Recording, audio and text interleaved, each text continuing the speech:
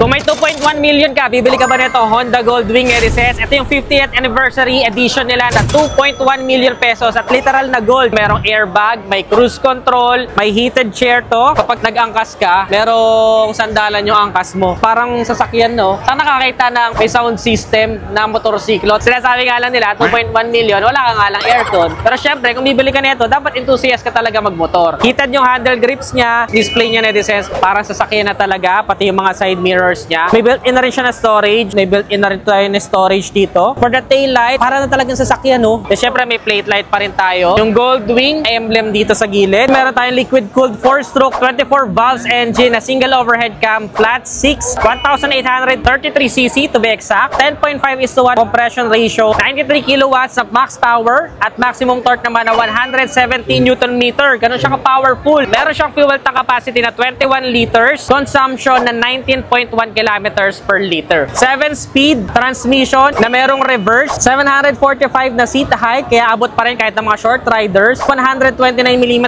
naman na ground clearance. So medyo mababa lang yung ground clearance siya. 389 kilograms to, pero kapag ka umaandar na, halos hindi mo na mararamdaman na mabigat siya. Double wishbone sa front and ProLink naman sa likuran. Syempre ABS na rin, front and rear. Tsaka naka 7-inch full color TFT liquid crystal display screen. Para sa inyo netizens, sulit ba to for 2.1 million? Comment nyo naman sa baba.